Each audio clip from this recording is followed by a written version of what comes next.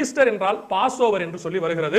உயிர்த்தெழுதலுக்கு resurrection என்ற வார்த்தை பயன்படுத்தப்பட்டிருக்கிறது. அப்படியானால் கடந்து போகுதலுக்கும் இந்த உயிர்த்தெழுதலுக்கும் என்ன சம்பந்தம்? ஒரு சிலர் சொன்னார்கள், இயேசுவானவர் பூமியிலிருந்து வானத்துக்கு கடந்து போவதை ஒருவேளை குறிக்கிறதோ என்று சொல்லி கேட்டார்கள். நன்றாய் கவனிக்க வேண்டும்.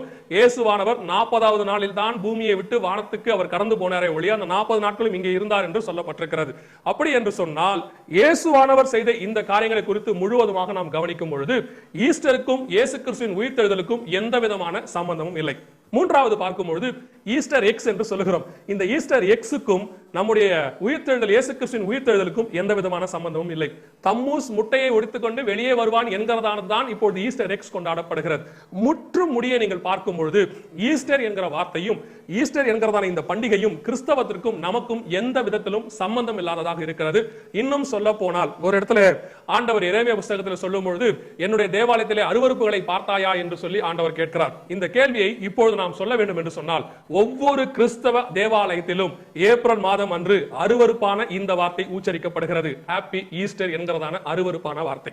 இது இஸ்தார் தேவதை என்று சொல்லக்கூடியதான எகிப்திய அசிரிய தேவனுடைய காதல் தேவதை பெயரை இயேசு கிறிஸ்துவின் நாமத்திலே இப்பொழுது நாம் நம்முடைய தேவாலயங்களிலே சந்தோஷமாக ஒழித்துக் கொண்டிருக்கிறோம். இன்னும் சொல்ல போனால் இதற்கு நாம் தனி ஆராதனை வைத்தே நடத்தி கொண்டிருக்கிறோம். அந்த தேவதைக்கு நம்முடைய தேவாலயத்திலே தனி ஆராதனை நடைபெற்றுக் கொண்டிருக்கிறது. இதுதான் தேவாலயத்திலே நாம் காணப்படுகிறதான அருவருப்புகள்.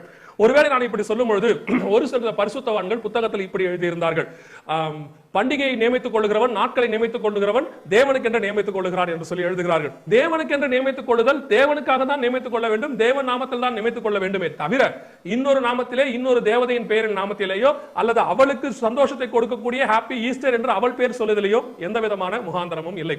முழுவதுமாக பார்க்கும் பொழுது நாம் கிறிஸ்தவர்கள் பயன்படுத்தக்கூடாத வார்த்தை இந்த ஈஸ்டர் ஈஸ்டர் பண்டிகை. நான் இப்படி சொன்னால் ஒரு சில போதகர்களுக்கு ஒரு சில ஊழியர்களுக்கு மிகவும் கோபம் வரும். இவர் என்ன இப்படி தப்பு தப்பா உபதேசம் சொல்லுகிறார் என்று சொல்லுகிறார்கள். இது உபதேசம் அல்ல, இது நடைமுறை வாழ்க்கை. தேவாலயத்திலே கொண்டாடப்படக்கூடாததான வாழ்க்கை. தலைமுறை தலைமுறையாய் தப்பு செய்து விட்டால் தப்பு எப்பொழுதும் சரி ஆகாது. அதை திருத்திக் கொள்வதுதான் சால சிறந்தது. இப்பொழுது நாம் திருத்திக் கொள்ள வேண்டிய காலகட்டத்துக்குள்ளே வந்துவிட்டோம். காரணம், சபை எடுத்துக் கொள்ளப்படுகிற காலகட்டத்துக்கு வந்துவிட்ட பிறகு இன்னும் திருத்துவதற்கு நமக்கு நேரம் இல்லை. அதனாலே இப்பொழுது நாம் திருத்திக் கொள்ள வேண்டிய நேரத்துக்குள்ளே வந்துவிட்டோம்.